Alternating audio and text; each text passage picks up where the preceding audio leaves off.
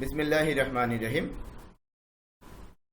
জাতীয় বিশ্ববিদ্যালয়ের অধিভুক্ত কলেজ সমূহে অধ্যয়নরত বিবিএ তৃতীয় বর্ষ সম্মান শ্রেণীর হিসাব বিজ্ঞান বিভাগের সকল ছাত্রছাত্রীকে আজকের এই অনলাইন শ্রেণী কার্যক্রমে স্বাগত জানাচ্ছি। আমি গোলদার মোহাম্মদ মহিদুল ইসলাম, সহকারী অধ্যাপক, হিসাব বিজ্ঞান বিভাগ, সরকারি তোলারাম কলেজ, নারায়ণগঞ্জ। সুপ্রিয় শিক্ষার্থীবৃন্দ, আশা করছি তোমরা প্রত্যেকে সুস্থ আছো, স্বাস্থ্যবিধি মেনে জীবনযাপন করছো। একটি দীর্ঘ সময় ধরে তোমাদের নিয়মিত শ্রেণী কার্যক্রম বন্ধ আছে। সেই ক্ষতি পুষিয়ে নেওয়ার জন্য আজকের এই অনলাইন শ্রেণী কার্যক্রমের আয়োজন। এই বৃহৎ কার্যক্রমে আমাকে সরাসরি যুক্ত করার জন্য আমি জাতীয় বিশ্ববিদ্যালয় কর্তৃপক্ষকে আন্তরিক ধন্যবাদ ও কৃতজ্ঞতা জ্ঞাপন করছি। প্রিয় শিক্ষার্থীবৃন্দ, আশা করছি আমাদের এই নিয়মিত আয়োজন তোমাদের নিয়মিত অধ্যয়নে সহায়ক ভূমিকা পালন করছে। আমরা ধারাবাহিক ও নিয়মিত ভিত্তিতে কস্ট অ্যাকাউন্টিং কোর্সের উপর আলোচনা করছি। আজ আমাদের 11তম লেকচার। আমরা আজ আলোচনা করব কস্ট অ্যাকাউন্টিংয়ের নবম অধ্যায় প্রসেস কস্টিংয়ের উপর। এর আগেও আমরা 10ম লেকচারে এই অধ্যায়ের উপর আলোচনা করেছি। আজ আমরা এই অধ্যায়ের দ্বিতীয় অংশ নিয়ে আলোচনা করব। প্রথমেই আমরা দেখে নেই একটি চিত্র।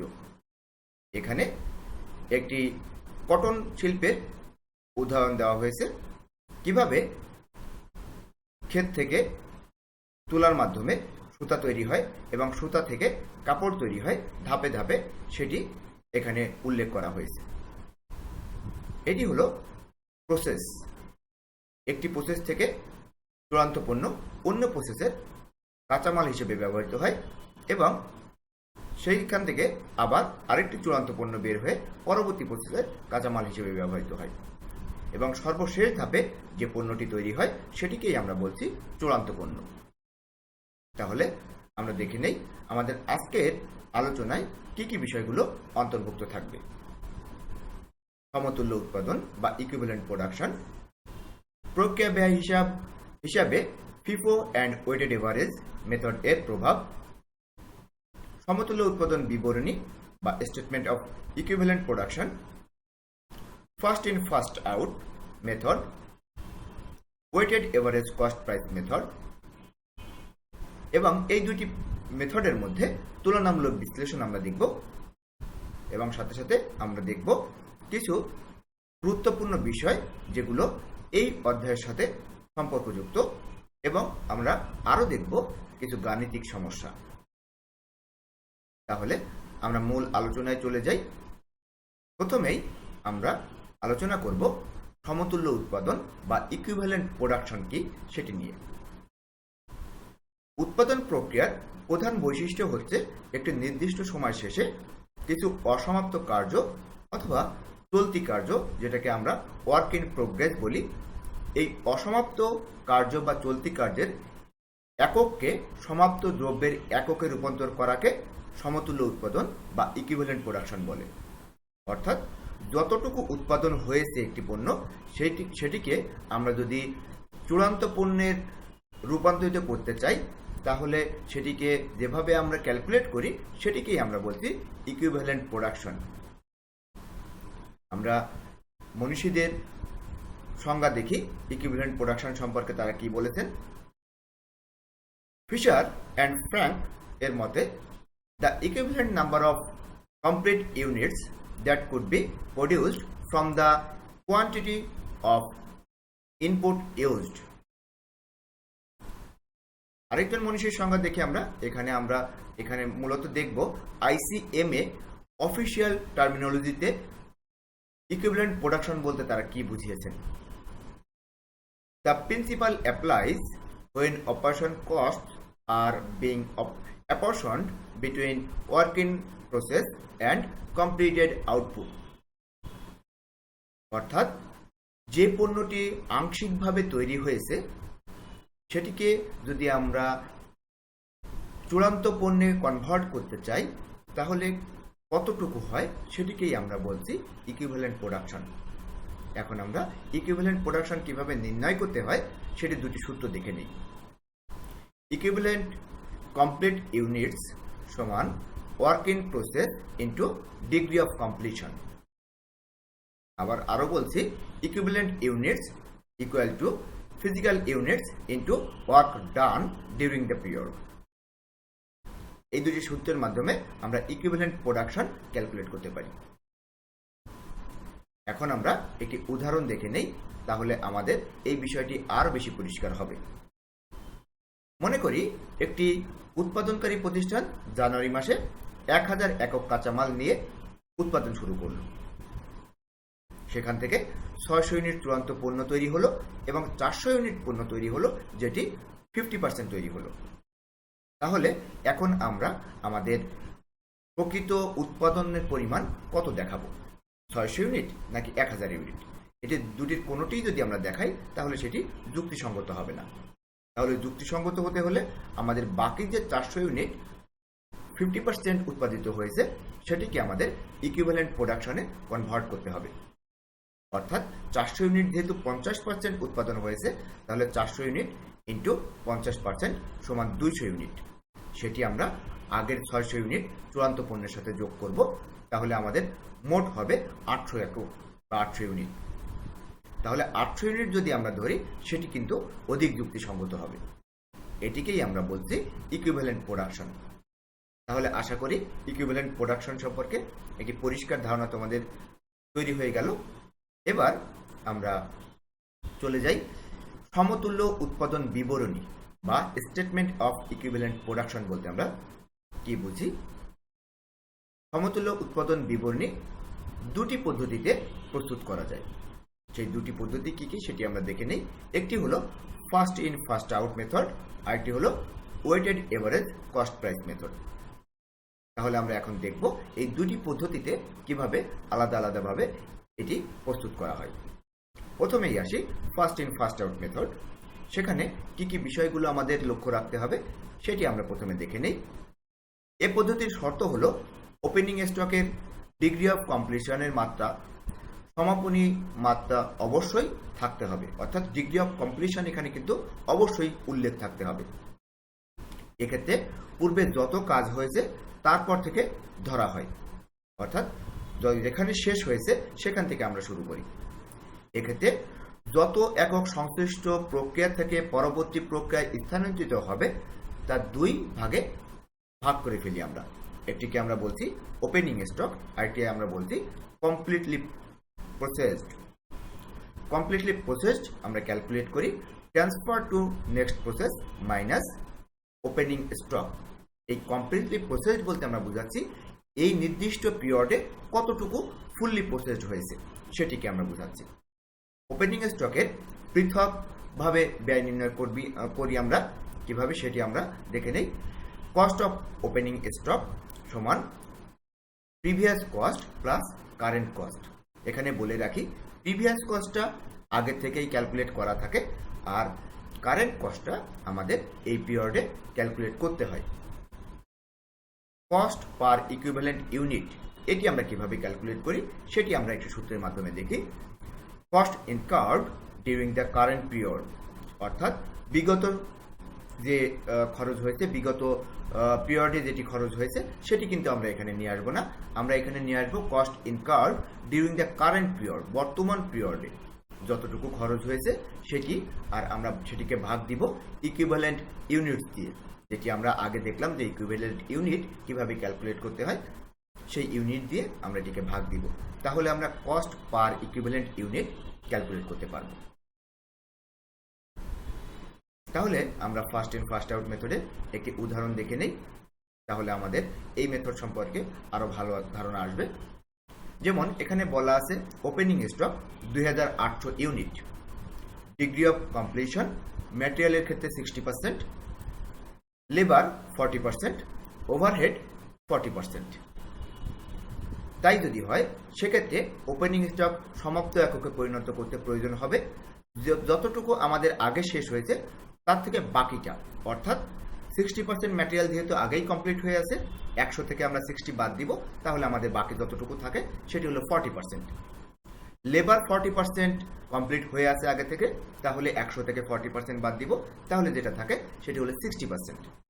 এবং ওভারহেড সেটিও 40% কমপ্লিট হয়ে আছে, সেই 40% যদি আমরা 100 থেকে বাদ দিই তাহলে আমাদের দাঁড়াবে 60%। এভাবে আমরা যতটুকু আগের পিরিয়ডে কমপ্লিট হয়ে গেছে সেটা 100 থেকে বাদ দিব, তাহলে আমাদের যতটুকু এই পিরিয়ডে কমপ্লিট হবে সেটি আমরা ক্যালকুলেট করতে পারবো। এটি হলো আমরা ফার্স্ট ইন ফার্স্ট আউট মেথডে ক্যালকুলেট করব। আর যদি আমরা ওয়েটেড এভারেজ কস্ট প্রাইস মেথডে ক্যালকুলেট করি তাহলে আমরা কি কি বিষয়গুলো লক্ষ্য রাখবো সেটি আমরা একটু দেখে নেই। ওয়েটেড এভারেজ মেথডের আরেকটি নাম কিন্তু এভারেজ মেথড, আমরা এটিকে এভারেজ মেথড নামেও ডাকি। এভারেজ মেথডে প্রারম্ভিক চলতি কার্য মূল্যায়নে নিম্নোক্ত বিষয়গুলো বিশেষভাবে লক্ষণীয়। তাহলে কি কি বিষয় লক্ষ্য রাখতে হবে সেটি একটু দেখো। এ পদ্ধতিতে প্রারম্ভিক চলতি কার্যের সমতুল্য উৎপাদন একক ও এর ব্যয় পৃথকভাবে নির্ণয় করা হয় না, অর্থাৎ আমরা কিন্তু ওয়েটেড এভারেজ মেথডে সমতুল্য উৎপাদন একক ক্যালকুলেট করি না, যেটি আমরা ফার্স্ট ইন ফার্স্ট আউট মেথডে কিন্তু অবশ্যই ক্যালকুলেট করি। 2 নম্বরে আমরা বলছি প্রারম্ভিক অসম্পন্ন একক সম্পন্ন করার ব্যয় আলাদাভাবে নির্ণয় না করে অসম্পন্ন চলতি কার্যের জন্য কাঁচামাল, শ্রম এবং উপরিব্যয় যোগ করে স্বাভাবিক নিয়ম অনুযায়ী প্রক্রিয়ায় তৈরি দ্রব্য, চলতি কার্য এবং অস্বাভাবিক ক্ষতি বা লাভ এর ব্যয় নির্ণয় করতে হবে। অর্থাৎ এটি আমরা আলাদাভাবে নির্ণয় না করে একসাথে করে, যেমন মনে হবে যে এটি একটি পিরিয়ডেই তৈরি হয়েছে, এরকম ভাবেই আমরা এটি ক্যালকুলেট করব। এরপরে বলা হচ্ছে ওপেনিং স্টকের উপাদান অনুযায়ী পৃথকভাবে থাকতে হবে। ওপেনিং স্টক কিন্তু আমরা উপাদান অনুযায়ী আলাদা আলাদাভাবে অ্যামাউন্টগুলো থাকতে হবে। এটি পার্সেন্টেজ অফ কমপ্লিশন থাকবে না, কিন্তু অ্যামাউন্টগুলো কিন্তু পৃথকভাবে অর্থাৎ এলিমেন্ট ওয়াইজ এটি আলাদা আলাদাভাবে থাকবে। অর্থাৎ ওপেনিং স্টকের ম্যাটেরিয়াল, লেবার, ওভারহেড এর ব্যয় আলাদাভাবে দেওয়া থাকবে। এরপরে বলছি যদি ওপেনিং স্টকের ডিগ্রি অফ কমপ্লিশন দেওয়া থাকেও তাহলেও বিবেচনায় আনা হবে না, অর্থাৎ ডিগ্রি অফ কমপ্লিশন কিন্তু ওপেনিং স্টকের ক্ষেত্রে আমরা ওয়েটেড এভারেজ মেথডে এটি প্রয়োগ করব না, এটি আমরা শুধুমাত্র ফার্স্ট ইন ফার্স্ট আউট মেথডে প্রয়োগ করব। অর্থাৎ ইকুইভ্যালেন্ট প্রোডাকশন ইউনিটে আমরা এটি রূপান্তর করব না। এগুলো সবই কিন্তু ওপেনিং স্টকের ক্ষেত্রে আমরা এই বিষয়গুলো মেনে চলব। আরেকটি বলছি এ পদ্ধতিতে ওপেনিং স্টকের পূর্ববর্তী ব্যয়কে বিবেচনা করতে হবে, যেটি কিনা আমরা ফার্স্ট ইন ফার্স্ট আউট মেথডে বিবেচনা করি না। এ ব্যয়কে স্টেটমেন্ট অফ কস্ট বা ব্যয় বিবরণীতে উপাদান অনুযায়ী পৃথকভাবে লিখতে হয়, কারণ কস্ট পার ইউনিট নির্ধারণে পূর্ববর্তী ব্যয়কে বিবেচনায় আনতে হয়, যেটি কিনা আমরা ফার্স্ট ইন ফার্স্ট আউট মেথডে পূর্ববর্তী ব্যয়কে বিবেচনায় আনি না। তাহলে দুটি পদ্ধতির মধ্যে একটি যে তফাৎগুলো সেটি কিন্তু এখানে আমরা স্পষ্ট দেখতে পারলাম। এখন আমরা দেখব যে সূত্রের মাধ্যমে আমরা কস্ট পার ইকুইভ্যালেন্ট ইউনিট কিভাবে ক্যালকুলেট করব এই পদ্ধতিতে, সেটি একটু দেখে নেই। Cost incurred till date previous cost plus current cost, অর্থাৎ যখন থেকে এই প্রোডাক্টটা তৈরি শুরু হয়েছে তখন থেকে এই পিরিয়ড পর্যন্ত যত কস্ট সেটিকে আমরা যোগ করব এবং সাথে সাথে এই পিরিয়ডের যে কস্ট হয়েছে সেটিকেও যোগ করব, যেটি আমরা ফার্স্ট ইন ফার্স্ট আউট মেথডে শুধুমাত্র এই পিরিয়ডের কস্টটাকে যোগ করি। এই দুটি কস্টকেই আমরা যোগ করে আমরা ভাগ দিব ইকুইভ্যালেন্ট প্রোডাকশন ইউনিট দিয়ে, তাহলে আমাদের বের হবে কস্ট পার ইকুইভ্যালেন্ট ইউনিট। তাহলে যদি মোটা দাগে আমরা এটি পার্থক্য করতে চাই তাহলে ফার্স্ট ইন ফার্স্ট আউট মেথডে পূর্বের কস্টটা ধরা হয় না, শুধুমাত্র কারেন্ট পিরিয়ডের কস্টটা ধরা হয়, আর এখানে পূর্বের কস্ট এবং বর্তমান পিরিয়ডের কস্ট দুটিই কিন্তু মূল্যায়ন করা হয়। এখানে আমাদের ডিগ্রি অফ কমপ্লিশন আমরা মূল্যায়ন করি না, কিন্তু আমাদের ফার্স্ট ইন ফার্স্ট আউট মেথডে ডিগ্রি অফ কমপ্লিশন অবশ্যই মূল্যায়ন করতে হবে।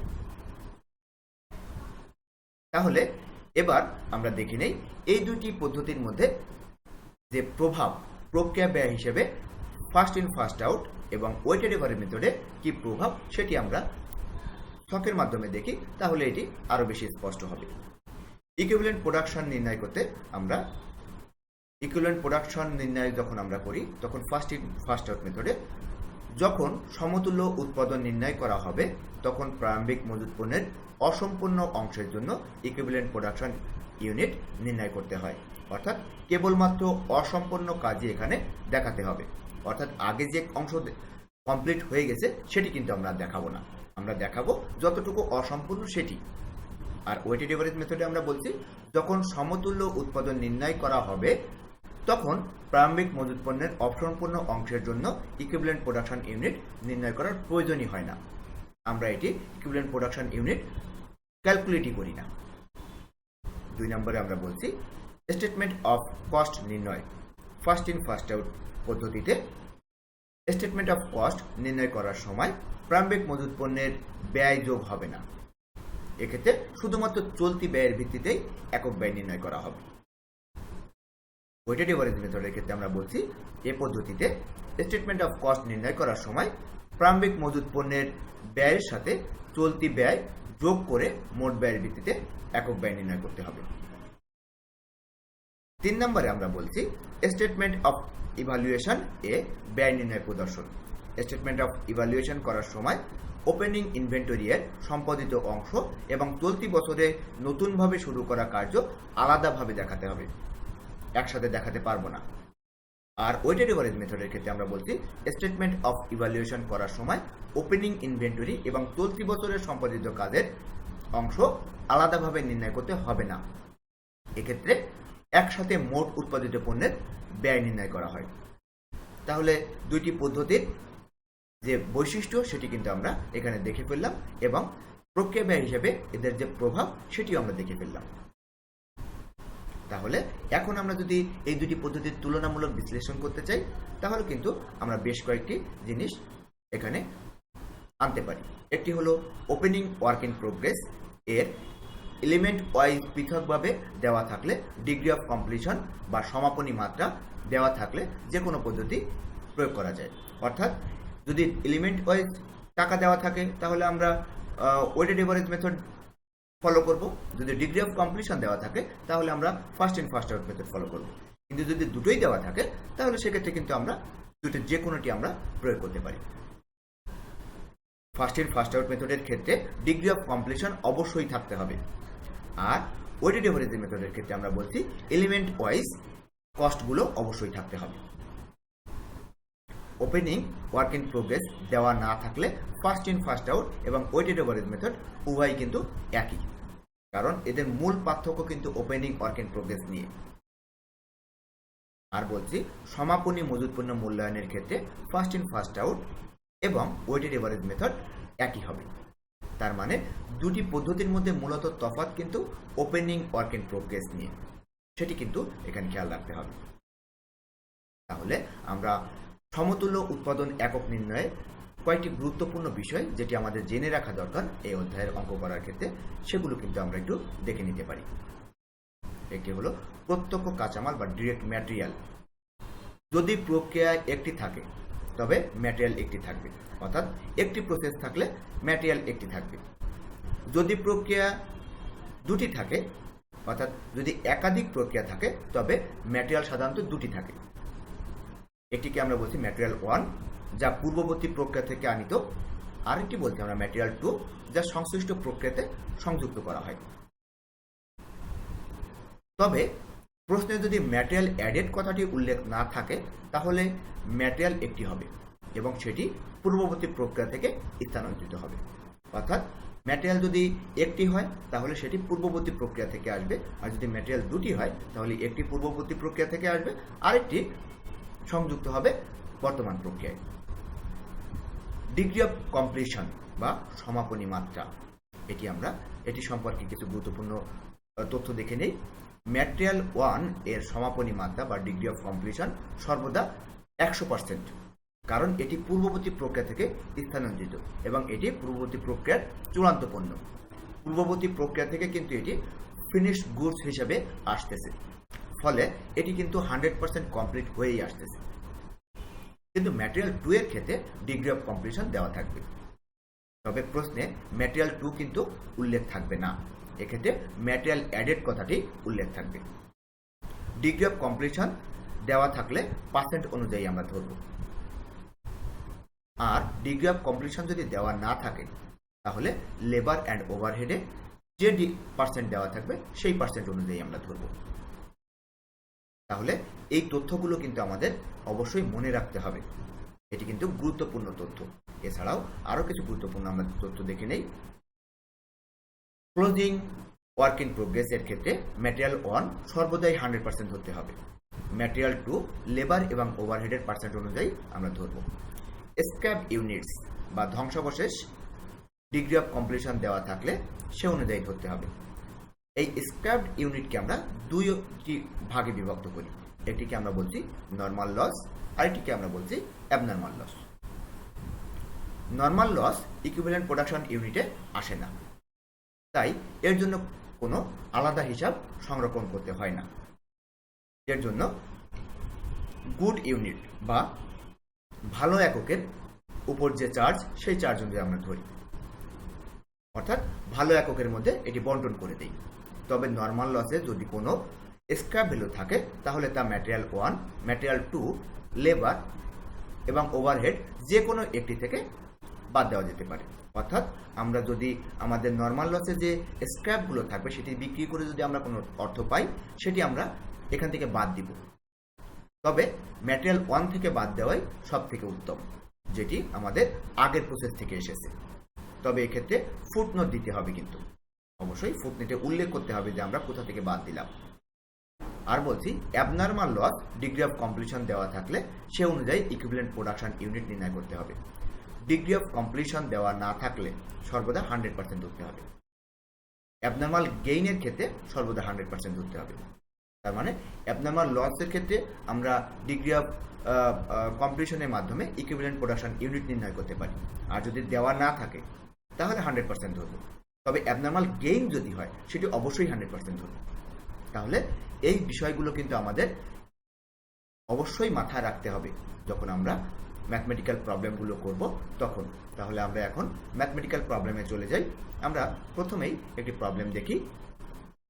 The following particulars related to process 2 for the month of December 2019. Opening stock 1400 units. টাকার পরিমাণ 19,600. Transferred from process 1 13,600 units. আমাদের টাকার পরিমাণ 1,32,500. Materials added in process 2 67,000 units. টাকা. Wages in process 2 26,600 টাকা.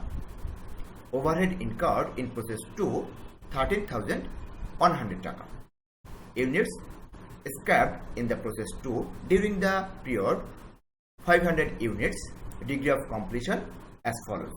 আমাদের ডিগ্রি অফ কমপ্লিশন দেওয়া আছে ওপেনিং স্টকের ক্ষেত্রে ম্যাটেরিয়াল 60%, লেবার 40% এবং ওভারহেড 40%। ক্লোজিং স্টক আমাদের দেওয়া আছে 1000 ইউনিট এবং সেটির ক্ষেত্রেও আমাদের ডিগ্রি অফ কমপ্লিশন দেওয়া আছে ম্যাটেরিয়াল 80%, লেবার 70% এবং ওভারহেড 50%। ইউনিটস স্ক্র্যাপ যেটি হয়েছে সেটির ডিগ্রি অফ কমপ্লিশন দেওয়া আছে ম্যাটেরিয়াল 80%, লেবার 50% এবং ওভারহেড 50%। এই তথ্যগুলো কিন্তু অবশ্যই তোমাদের মনে রাখতে হবে। তোমরা যদি এখন প্রয়োজনে লিখে রাখতে পারো তাহলে যখন আমি এটা সলিউশন বুঝাবো তখন তোমাদের এটি বুঝতে সহজ হবে। তাহলে আর কি বলা আছে? বলা আছে normal loss is expected at 5% of production. Scrap units আর টাকা 5 পার ইউনিট, অর্থাৎ নর্মাল লস হবে 5% অফ প্রোডাকশন, আর যে স্ক্র্যাপ ভ্যালুটি থাকবে সেটি আমরা বিক্রি করব প্রতি ইউনিট 5 টাকা দরে। তাহলে এই তথ্যগুলো কিন্তু মাথায় রাখতে হবে। আমাদের ওপেনিং স্টকের ইউনিট, আমাদের ট্রান্সফার হয়ে এসেছে প্রসেস 1 থেকে যে ইউনিট সেটি। এখানে লক্ষ্য করো আমরা কিন্তু প্রসেস 2 নিয়ে আলোচনা করছি। তাহলে এর আগে একটি প্রসেস সম্পন্ন হয়েছে যেটিকে আমরা বলছি প্রসেস 1, সেখান থেকে এসেছে 13,600 ইউনিট প্রোডাক্ট, যেটি আমরা প্রসেস 2তে কাঁচামাল হিসেবে ব্যবহার করব। আবার প্রসেস 2-তে ওপেনিং স্টক আছে 1400 ইউনিট, যেটিকেও আমরা এখানে কাঁচামাল হিসেবে ব্যবহার করব। এবং সাথে সাথে আমাদের আরও যেসব তথ্য দেওয়া আছে সেগুলো কিন্তু মনে রাখতে হবে। এবং এখান থেকে যে পণ্যটি উৎপন্ন হবে সেটি আমাদের চলে যাবে পরবর্তী প্রসেসে, অর্থাৎ প্রসেস 3-তে। এবং এখান থেকে আমাদের রিকোয়ারমেন্টের যেসব জিনিস ক্যালকুলেট করতে বলা হয়েছে সেটি আমরা একটু দেখে নিই। প্রথমে স্টেটমেন্ট অফ ইকুইভ্যালেন্ট প্রোডাকশন। আমাদের প্রথমেই ইকুইভ্যালেন্ট প্রোডাকশনের জন্য একটি স্টেটমেন্ট তৈরি করব। তারপরে সেটির উপর বেস করে আমরা তৈরি করব স্টেটমেন্ট অফ কস্ট। সেখানে শুধুমাত্র আমাদের খরচটি ক্যালকুলেট করব। তারপরে আমরা ক্যালকুলেট করব স্টেটমেন্ট অফ ইভ্যালুয়েশন। এবং স্টেটমেন্ট অফ ইভ্যালুয়েশন ক্যালকুলেট করার পর, অর্থাৎ এই 3টি স্টেটমেন্ট যখন ক্যালকুলেট হয়ে যাবে বা প্রিপেয়ার্ড হয়ে যাবে, তারপর আমরা প্রসেস 2 অ্যাকাউন্ট প্রিপেয়ার করব। অর্থাৎ 4টি রিকোয়ারমেন্ট আমরা ধাপে ধাপে ক্যালকুলেট করব। তাহলে প্রথমেই আমাদের প্রিপেয়ার করতে হবে স্টেটমেন্ট অফ ইকুইভ্যালেন্ট প্রোডাকশন। তাহলে আমরা সলিউশনে চলে যাই। সলিউশনে যাওয়ার আগে আমরা কিছু ওয়ার্কিংস করে নিব, তাহলে আমাদের এই স্টেটমেন্টগুলো তৈরি করতে সহজ হবে। তাহলে প্রথমেই আমরা কিছু ওয়ার্কিংস দেখে নেই। নর্মাল লস বলা ছিল, এখানে যেহেতু নর্মাল লস প্রসেসে শুরুতেই নির্ণয় করা যায় তাই ইকুইভ্যালেন্ট নেওয়া হয়নি। এক্ষেত্রে আমরা বলছি কোনো পদ্ধতির উল্লেখ না থাকায় ওপেনিং স্টকের মূল্য একসাথে থাকায় সমস্যাটি আমরা ফিফো মেথডে বা ফার্স্ট ইন ফার্স্ট আউট মেথডে সমাধান করছি। যেহেতু এখানে ইকুইভ্যালেন্ট প্রোডাকশন ইউনিট দেওয়া আছে বা এখানে ডিগ্রি অফ কমপ্লিশন দেওয়া আছে, এই ডিগ্রি অফ কমপ্লিশন দেখে কিন্তু আমরা ধরে নিলাম যে এটা আমরা ফার্স্ট ইন ফার্স্ট আউট মেথডে সম্পন্ন করতে পারি। আর এলিমেন্ট ওয়াইজ যদি আমাদের প্রোডাকশনটি দেওয়া থাকতো তাহলে আমরা ওয়েটেড এভারেজ মেথডে এটি উল্লেখ করতে পারতাম, কিন্তু যেহেতু আমাদের ডিগ্রি অফ কমপ্লিশন দেওয়া আছে এই জন্য সহজেই আমরা এটি ফার্স্ট ইন ফার্স্ট আউট মেথডে সমাধান করতে পারছি। তাহলে আমরা আর কি দেখব? আমাদের এখানে দেওয়া ছিল যে আমাদের নর্মাল লস হবে 5% অফ প্রোডাকশন। তাহলে স্বাভাবিকভাবে প্রোডাকশন কত সেটি আমাদের ক্যালকুলেট করতে হবে। প্রোডাকশন আমরা কিভাবে ক্যালকুলেট করব? আমাদের ওপেনিং স্টক প্লাস রিসিভড, অর্থাৎ আমরা প্রসেস 1 থেকে যেটি রিসিভ করেছি সেটি, এই দুটি যোগ করে আমরা ক্লোজিং স্টক বাদ দিয়ে দিব। তাহলে আমরা পেয়ে যাব আমাদের প্রোডাকশন। তাহলে আমাদের নিশ্চয়ই যেমন মনে আছে যে আমাদের ওপেনিং স্টক ছিল 1400 ইউনিট, আমাদের প্রসেস 1 থেকে এসেছিল 13600 ইউনিট এবং আমাদের ক্লোজিং স্টক ছিল 1000 ইউনিট। তাহলে এটিকে ক্যালকুলেট করলে আমাদের দাঁড়ায় 14000 ইউনিট। সেই 14000 ইউনিটের উপর আমরা যদি 5% ক্যালকুলেট করি তাহলে আমাদের দাঁড়ায় 700 ইউনিটস। তাহলে এটি হলো আমাদের নর্মাল লস 700 ইউনিটস। কিন্তু নর্মাল লসের ক্ষেত্রে কিন্তু আমাদের ইউনিট উল্লেখ করা ছিল 500 ইউনিটস। আমাদের নর্মাল লস ক্যালকুলেট করে এসেছে 700 ইউনিটস, কিন্তু ফিজিক্যালি আমরা পেয়েছি 500 ইউনিটস।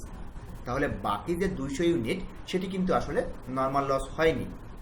তাহলে এই যে 200 ইউনিট এটিকে আমরা বলবো অ্যাবনর্মাল গেইন, যেটি প্রকৃত যতটুকু লস হয়েছে এবং যতটুকু এক্সপেক্টেড লস সেটির যে গ্যাপ সেটিকে আমরা বলি অ্যাবনর্মাল গেইন।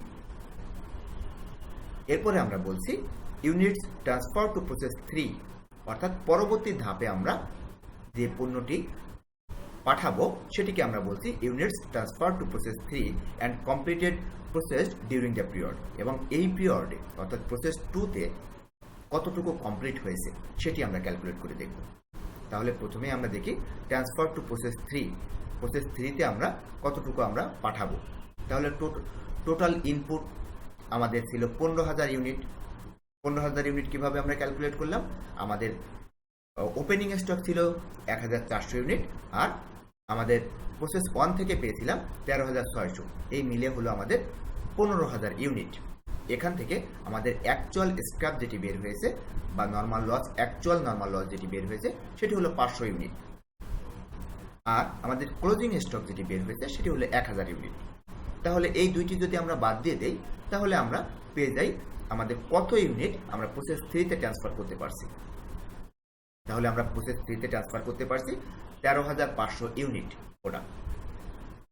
তাহলে আমাদের প্রসেস 2-তে ফুললি কমপ্লিট হয়েছে কত ইউনিট, যেটি আগে পুরাটাই মানে আগে ধরা হয়নি। যেমন 1400 ইউনিট কিন্তু কিছু অংশ ডান ছিল, হাফ ডান ছিল, ওপেনিং স্টক হিসেবে ছিল।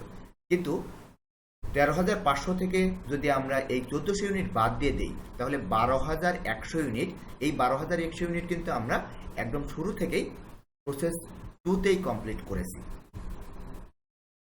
যেটি আমরা প্রসেস 1 থেকে যে র মেটেরিয়ালটা পেয়েছিলাম সেটি থেকে আমরা প্রসেস 2তেই ফুললি কমপ্লিট করেছি। এটি আমরা একদম শুরু থেকে শেষ পর্যন্ত এই পিরিয়ডেই কমপ্লিট করেছি। এই জন্যে আমরা এটিকে বলছি completely process during the period, অর্থাৎ এই পিরিয়ডেই কমপ্লিট করেছি, যেটা ওপেনিং স্টক থেকে আসেনি। তাহলে ওপেনিং স্টকটি বাদ দেওয়ার পরে আমরা এই অ্যামাউন্টটি পাচ্ছি 12,100 ইউনিট, যেটি শুধুমাত্র এই নির্দিষ্ট সময়কালের মধ্যেই সম্পন্ন হয়েছে। তাহলে এই ওয়ার্কিংসগুলো আমরা আগে থেকে ক্যালকুলেট করে রাখলাম, তাহলে আমাদের পরবর্তীতে যখন আমরা এই অঙ্কগুলো করব বা আমাদের স্টেটমেন্টগুলো তৈরি করব তখন এই ইনফরমেশনগুলো কিন্তু আমাদের কাজে লাগবে। ফলে এই ইনফরমেশনগুলোও কিন্তু তোমরা লিখে রাখতে পারো এবং আমরা প্রত্যেকটি ফলাফল তোমরা লক্ষ্য করো যে প্রত্যেকটি ফলাফল কিন্তু আমরা অন্য কালিতে লিখে রেখেছি যেন তোমাদের আইডেন্টিফাই করতে সহজ হয়। তাহলে আমরা দেখে নেই নর্মাল লস এখানে 700 ইউনিট, কিন্তু অ্যাকচুয়াল নর্মাল লস যেটি আমরা পেয়েছি সেটি হলো 500 ইউনিট। তাহলে আমাদের বাকি যে 200 ইউনিট সেটিকে আমরা বলছি অ্যাবনর্মাল গেইন। আমরা প্রসেস 3তে ট্রান্সফার করেছি 13,500 ইউনিট, আর আমরা এই পিরিয়ডে অর্থাৎ চলতি পিরিয়ডে আমরা পুরাটা কমপ্লিট করেছি 12,100 ইউনিট। এই তথ্যগুলো কিন্তু আমাদের পরবর্তী ধাপে প্রয়োজন হবে, এটি কিন্তু মনে রাখতে হবে। এবার আমরা তাহলে চলে যাই statement of statement of equivalent production. এটা আমরা যদি ফিফো মেথডে ক্যালকুলেট করি, এখানে ইকুইভ্যালেন্ট প্রোডাকশন কথাটি কিন্তু মনে রাখতে হবে, বা সমতুল্য উৎপাদন। তাহলে এখানে দেখো ওপেনিং স্টক ছিল 1,400 ইউনিট, আমাদের রিসিভ করেছিলাম 13,600 ইউনিট, মোট হয়েছিল আমাদের 15,000 ইউনিট। এই যে 1400 ইউনিট এটি কিন্তু আমাদের ওপেনিং স্টক, এটি কিন্তু আগের প্রসেস থেকে আসেনি। এ কারণে এটি আমরা ট্রান্সফার ইন কস্টের মধ্যে এখানে কিন্তু কোনো কিছুই আমরা লিখিনি। কিন্তু এই যে 1400 ইউনিট, এই 1400 ইউনিটের ম্যাটেরিয়াল 60% কমপ্লিট ছিল আগেই, তাহলে বাকি 40% এই পিরিয়ডে কমপ্লিট হবে। লেবার 40% আগেই কমপ্লিট ছিল, তাহলে এই পিরিয়ডে 60% কমপ্লিট হবে। এবং ওভারহেড আগেই 40% কমপ্লিট ছিল, তাহলে এই পিরিয়ডে 60% কমপ্লিট হবে। তাহলে এখন দেখো 1400 ইউনিটের উপরে এই পার্সেন্টগুলো যদি আমরা প্রয়োগ করি তাহলে 560 ইউনিট, 840 ইউনিট, 840 ইউনিট এবং 840 ইউনিট। এভাবে আমরা কিন্তু ইকুইভ্যালেন্ট প্রোডাকশন ইউনিট ক্যালকুলেট করে ফেললাম। 12,100 ইউনিট এটি কিন্তু পুরাটাই এই পিরিয়ডেই কমপ্লিট হয়েছে, এই জন্যে প্রত্যেকটা স্টেপে আমরা কিন্তু 100% প্রয়োগ করেছি। নর্মাল লস 700 ইউনিট, আমরা বলেছিলাম নিশ্চয়ই তোমাদের মনে আছে যে নর্মাল লস গুড ইউনিটের মধ্যে বন্টিত হয়ে যায়, এই জন্যে এখানে কিন্তু আমরা কোনো ক্যালকুলেশন দেখাইনি। ক্লোজিং স্টক যেটি 1000 ইউনিট, সেটি আমাদের ট্রান্সফার ইনের ক্ষেত্রে আমরা পুরাটাই 100% দেখিয়েছি, কিন্তু ম্যাটেরিয়াল, লেবার, ওভারহেড এগুলোর ক্ষেত্রে কিন্তু আমাদের ডিগ্রি অফ কমপ্লিশন দেওয়া ছিল। যতটুকু ডিগ্রি অফ কমপ্লিশন দেওয়া আছে সেই অনুযায়ী আমরা পার্সেন্টেজটা প্রয়োগ করেছি। যেমন ম্যাটেরিয়ালের ক্ষেত্রে 80% বলা ছিল, এই জন্য 1000-এর উপর 80% করলে 800। লেবারের 70% বলা ছিল, 1000-এর উপর 70% মানে 700। ওভারহেডে 50% তাহলে 500। এভাবে আমরা কিন্তু ক্যালকুলেট করলাম। তাহলে এখন আমরা যদি এগুলোকে যোগ করি তাহলে আমাদের একটি ফলাফল আসবে।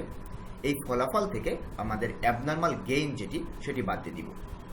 তাহলে অ্যাবনর্মাল গেইন আমরা ক্যালকুলেট করে দেখেছিলাম ওয়ার্কিংসের মধ্যে যে অ্যাবনর্মাল গেইন আসে 200 ইউনিট, এবং অ্যাবনর্মাল গেইনের ক্ষেত্রে আমরা বলেছিলাম যে 100% ধরতে হবে, এক্ষেত্রে কোনো ডিগ্রি অফ কমপ্লিশন আমরা প্রয়োগ করতে পারবো না। তাহলে সবখানে কিন্তু আমরা 100% ধরেছি, অর্থাৎ 200 ইউনিট করে। এখন আমরা যদি প্রত্যেকটি থেকে আমরা এই অ্যাবনর্মাল গেইন বাদ দিয়ে দেই তাহলে আমাদের ইকুইভ্যালেন্ট প্রোডাকশন বের হয়।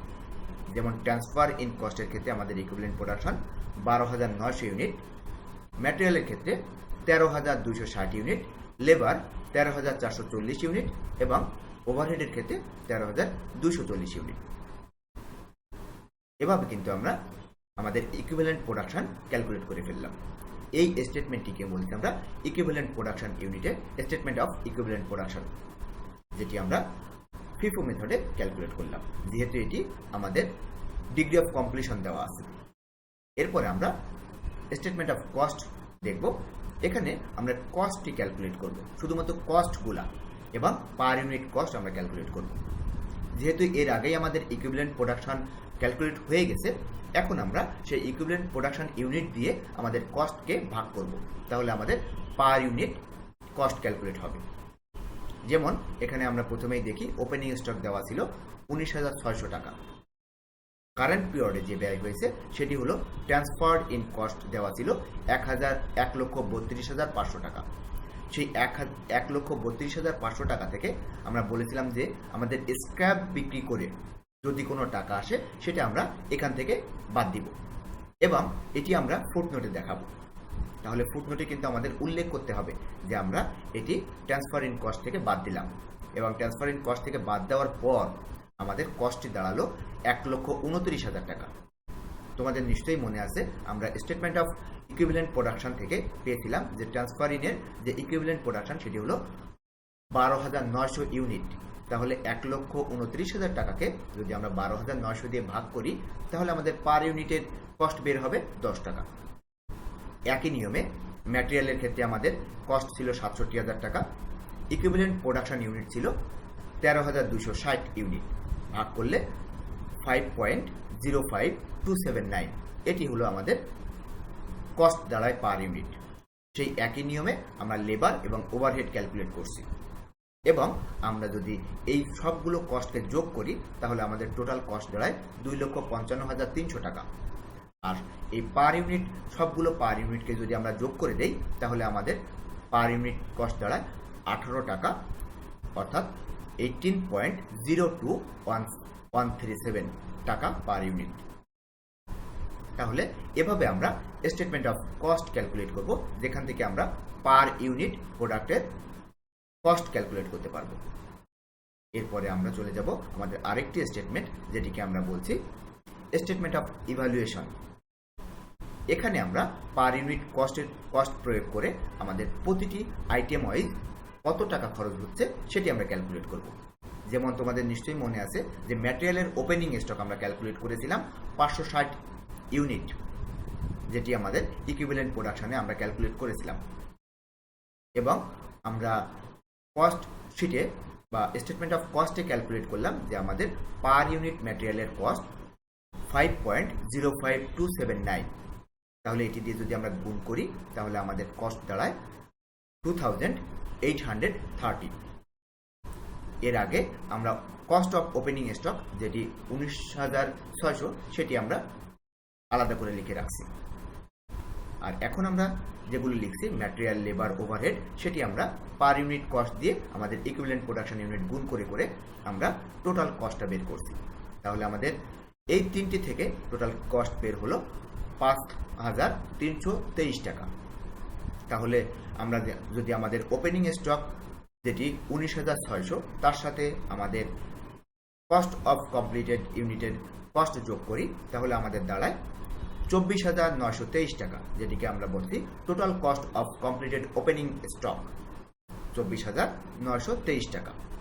এরপরে আমাদের কারেন্ট পিরিয়ডে যে 12,100 ইউনিট প্রোডাক্ট তৈরি হয়েছে, যেটি পুরাটাই এই পিরিয়ডে তৈরি হয়েছে, ফলে আমরা কিন্তু টোটাল 18.02137 দিয়ে গুণ করছি, এবং এখান থেকে আমাদের দাঁড়ালো 2,18,059 টাকা। সেটি আমরা ওপেনিং স্টকের সাথে যোগ করে আমাদের দাঁড়ালো 2,42,982 টাকা। এর সাথে আমরা যোগ করছি total cost of goods completed and transferred out. এখানে আমাদের যে 1,000 ইউনিট যেটি আমাদের ক্লোজিং স্টক, সেই ক্লোজিং স্টক আমরা এখানে ক্যালকুলেট করছি। ক্লোজিং স্টকের যতটুকু আমাদের যে অনুযায়ী আমাদের ম্যাটেরিয়াল, লেবার এবং ওভারহেডের ডিগ্রি অফ কমপ্লিশন দেওয়া ছিল সেটি অনুযায়ী আমরা কিন্তু এখানে গুণ করব। তাহলে ম্যাটেরিয়ালের আমাদের দেওয়া ছিল 80%, সেই হিসেবে আমাদের এসেছিল 800 ইউনিট। তাহলে যেহেতু ম্যাটেরিয়াল 800 ইউনিট, ম্যাটেরিয়ালের কস্ট আমরা এখানে গুণ করব। লেবার 700 ইউনিট, লেবারের কস্টে আমরা পার ইউনিট কস্টে গুণ করব এবং ওভারহেড 500 ইউনিট ওভারহেডের পার ইউনিট কস্টে আমরা গুণ করব। তাহলে আমরা ক্লোজিং স্টকের ভ্যালুটিও পেয়ে যাব। তাহলে আমরা এখন কিন্তু টোটাল কস্ট পেয়ে গেলাম। আমাদের ওপেনিং স্টক, আমাদের এই পিরিয়ডে যে কস্ট হয়েছে সেটি, এবং আমাদের ক্লোজিং স্টকের কস্ট। তাহলে আমাদের টোটাল কস্ট দেওয়া হলো 2,58,904 টাকা। এখানে আমাদের আরেকটি বিষয় কিন্তু উল্লেখ করা দরকার, সেটি হলো অ্যাবনর্মাল গেইন। এবং আমরা বলেছিলাম যে অ্যাবনর্মাল গেইন যেটি হবে সেটি কিন্তু 100%, অর্থাৎ 18.02137 এই টাকা দিয়েই আমরা এই 200 ইউনিটকে গুণ করব। তাহলে আমাদের অ্যাবনর্মাল গেইন বের হবে 3,604 টাকা, যেটি আমরা আমাদের টোটাল কস্ট থেকে বাদ দিব। যেহেতু এটি গেইন, তাহলে কস্ট থেকে এটি বাদ যাবে, তাহলে আমাদের কস্টটি কমে যাবে কিছুটা। তাহলে আমাদের টোটাল কস্ট অ্যাকাউন্ট ফর দাঁড়ালো 2,55,300 টাকা। তাহলে এখান থেকে কিন্তু আমরা আমাদের টোটাল কস্ট ক্যালকুলেট করে ফেললাম।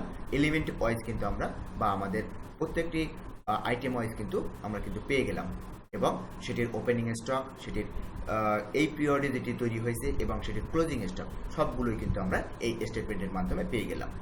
কিন্তু এই স্টেটমেন্টটি তৈরি করার আগে কিন্তু আমাদের স্টেটমেন্ট অফ ইকুইভ্যালেন্ট প্রোডাকশন এবং স্টেটমেন্ট অফ কস্ট এই দুটি তৈরি করে নিতে হবে।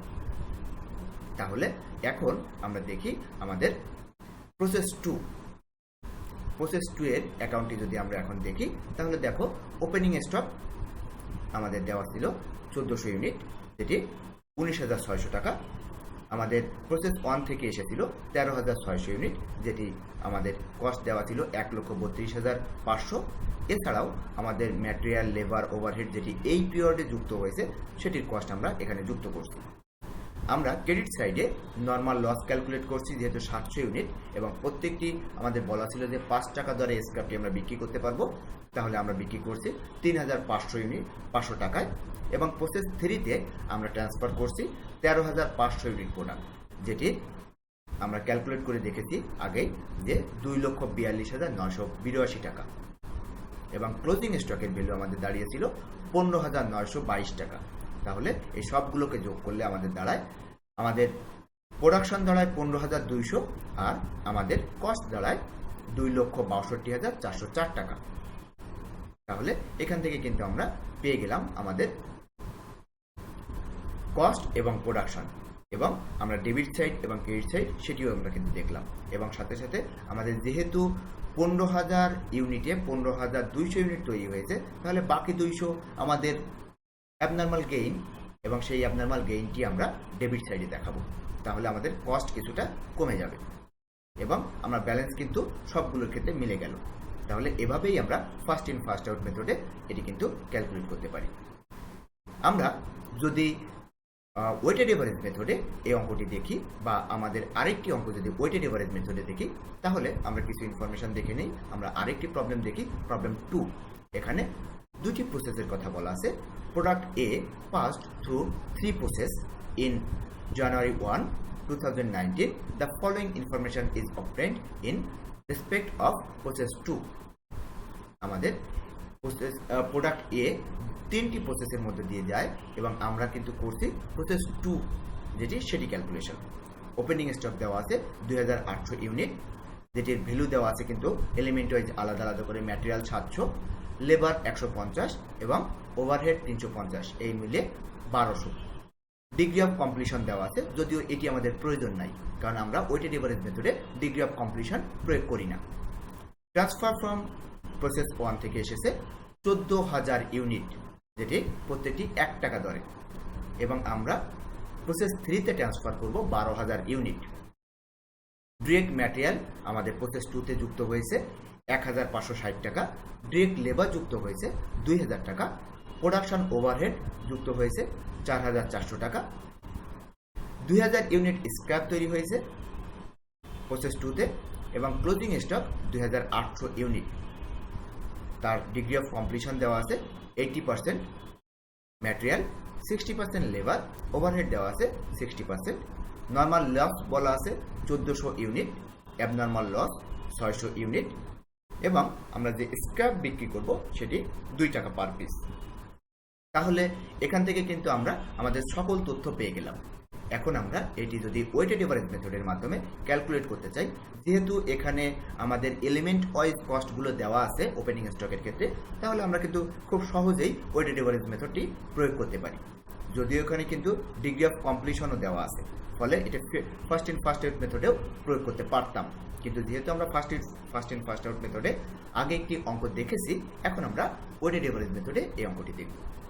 তাহলে আমাদের রিকোয়ারমেন্টে আগের মতোই স্টেটমেন্ট 3টি তৈরি করতে বলা হয়েছে এবং সাথে সাথে প্রসেস 2 ক্যালকুলেট করতে বলা হয়েছে। তাহলে আমরা স্টেটমেন্টগুলো প্রথমে দেখে নেই। আমাদের এখানে আমরা ইনপুট যেটি আসছে সেটি হলো ওপেনিং স্টক 2800 এবং প্রসেস 1 থেকে 1400 ইউনিট। আমাদের নর্মাল লস দেওয়া আছে 1400 ইউনিট আমাদের বলাই আছে, অ্যাবনর্মাল লস 600 ইউনিট বলা আছে। ফিনিশড গুডস যেটি আমরা প্রসেস 3 তে ট্রান্সফার করছি সেটি বলা আছে 1200 ইউনিট এবং ক্লোজিং স্টক আমাদের কিন্তু বলা আছে 2800, যেটি আমাদের ওপেনিং স্টকও ছিল। দুটির মধ্যে কিন্তু গড়মিল করা যাবে না। আমাদের এখানে যদিও ওপেনিং স্টক এবং ক্লোজিং স্টক একই অ্যামাউন্ট, কিন্তু এটি কখনো কখনো মিলে যেতে পারে, কিন্তু এটি কিন্তু আলাদা। ওপেনিং স্টকও 2800, ক্লোজিং স্টকও 2800 ইউনিট। তাহলে আমাদের ইনপুট এখানে ক্যালকুলেট করলাম, আউটপুট এখানে আমরা ক্যালকুলেট করলে টোটাল আমাদের দাঁড়ালো 16800 ইউনিট।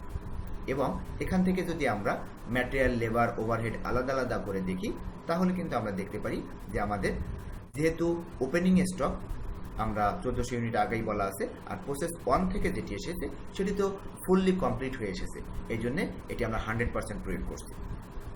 তাহলে 600 ইউনিটের ক্ষেত্রে আমরা ম্যাটেরিয়াল, লেবার, ওভারহেড তিনটির ক্ষেত্রেই আমরা 100% প্রয়োগ করছি। ফিনিশড গুডস যেটি তৈরি হয়েছে 12000 ইউনিট, সেটিও কিন্তু আমরা 100% প্রয়োগ করছি। কিন্তু ক্লোজিং স্টকের ক্ষেত্রে আমাদের ডিগ্রি অফ কমপ্লিশন দেওয়া আছে যেভাবে, সেভাবেই আমরা প্রয়োগ করব।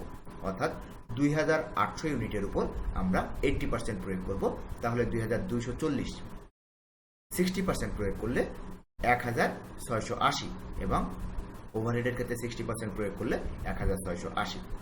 তাহলে আমরা ম্যাটেরিয়াল, লেবার, ওভারহেডের ক্ষেত্রে ইকুইভ্যালেন্ট প্রোডাকশন পেয়ে গেলাম।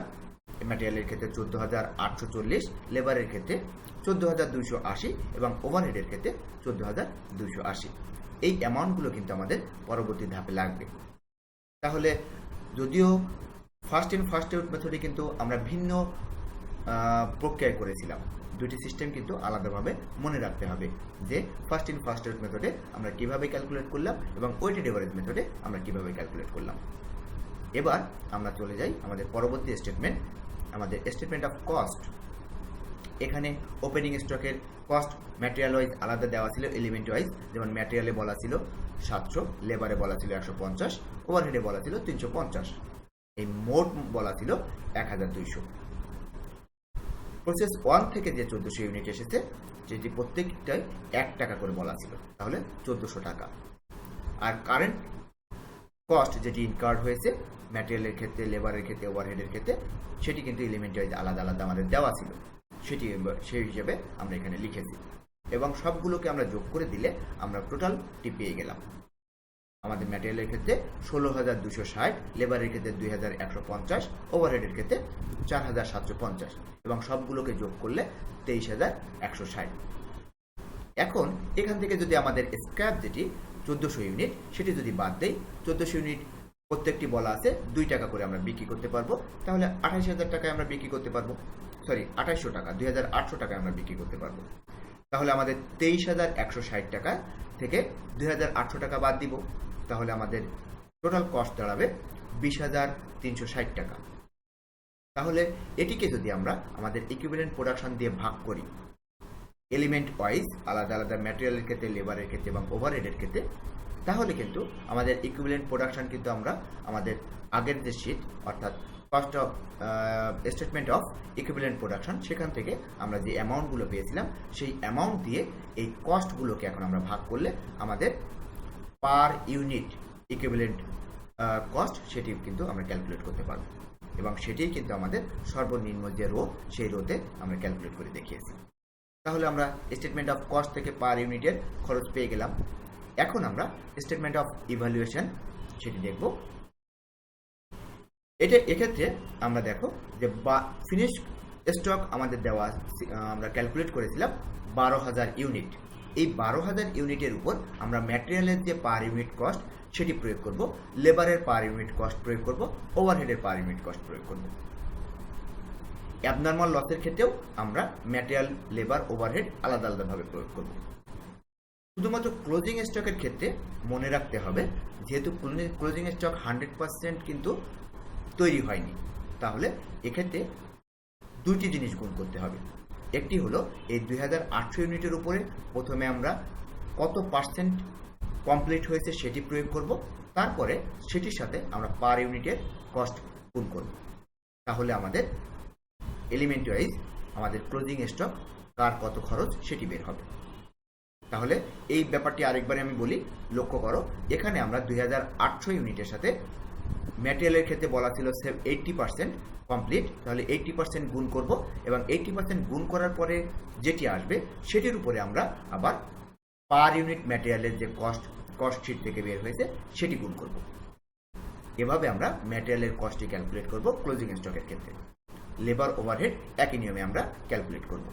তাহলে এখান থেকে আমরা কিন্তু পেয়ে যাব আমাদের total material cost, total labour cost, total overhead cost এবং আমরা টোটাল কস্ট কত সেটি 20,360 টাকা, সেটিও আমরা কিন্তু এখান থেকে পেয়ে যাব। তাহলে এবার আমরা যদি আমাদের প্রসেস 2 অ্যাকাউন্ট ক্যালকুলেট করে দেখি, তাহলে একসাথেই আমরা সব কিছু পেয়ে যাব। এতক্ষণ পর্যন্ত আমরা যে স্টেটমেন্টগুলো করেছি সেই স্টেটমেন্ট থেকে যে সামারি এসেছে সেটি আমরা এখানে প্রয়োগ করব। যেমন ওপেনিং স্টক আমাদের দেওয়া ছিল 2,800 টাকা, সেটির মূল্য দেওয়া ছিল 1200 টাকা। 14,000 ইউনিটের ক্ষেত্রে আমাদের 1 টাকা করে 14,000 টাকা। এছাড়াও ম্যাটেরিয়াল ওয়াইজ আমাদের এলিমেন্ট ওয়াইজ ম্যাটেরিয়াল, লেবার, ওভারহেডের ক্ষেত্রে আলাদা আলাদা টাকা দেওয়া ছিল। তাহলে আমাদের টোটাল ইউনিট দাঁড়ালো 16,800 এবং আমাদের টাকার পরিমাণ দাঁড়ালো 23,160। এছাড়াও আমরা যদি ডান সাইডে অর্থাৎ ক্রেডিট সাইডে দেখি, তাহলে আমাদের normal loss 1,400, abnormal loss 600 unit এবং প্রসেস 3তে আমরা যে 12,000 ইউনিট ট্রান্সফার করছি সেটি কিন্তু আমাদের এখানে সেটির কস্ট আমরা ক্যালকুলেট করলাম এবং সাথে সাথে ক্লোজিং স্টক 2,800 সেটি আমরা ক্যালকুলেট করলাম এবং সেটির টাকার পরিমাণ আমরা ক্যালকুলেট করলাম। তাহলে আমাদের ব্যালেন্সটি কিন্তু মিলে গেল। এভাবে আমরা ওয়েটেড এভারেজ মেথডে আমাদের প্রসেস 2 অ্যাকাউন্ট তৈরি করব। তাহলে আমরা দুটি মেথডই কিন্তু দেখে ফেললাম, প্রসেস আমাদের first in first out method এবং ওয়েটেড এভারেজ মেথড। এটির মাধ্যমে আমরা প্রসেস 2 কিভাবে ক্যালকুলেট করব সেটি আমরা দেখে ফেললাম এবং স্টেটমেন্টগুলো কিভাবে তৈরি করব সেটি আমরা দেখে ফেললাম। তাহলে আশা করি তোমাদের দুটি পদ্ধতি সম্পর্কে তোমরা পরিষ্কার ধারণা পেয়েছো। তোমরা রেফারেন্স বই হিসেবে সবসময় আমি বলি যে চার্লস টি হর্নগ্রেনের বইটি দেখতে পারো এবং সাথে সাথে এই অধ্যায়ের জন্য MN আরোরার যে ইন্ডিয়ান রাইটার তিনি, তার বইটিও তোমরা দেখতে পারো। তাহলে এই ছিল আমাদের আজকের আলোচনা। তোমরা প্রত্যেকেই সুস্থ থাকবে, ভালো থাকবে, ঘরে থাকো, নিরাপদে থাকো, বাংলাদেশকে ভালো রাখো। তোমাদের প্রত্যেকের জন্য অনেক অনেক শুভকামনা। আল্লাহ হাফেজ।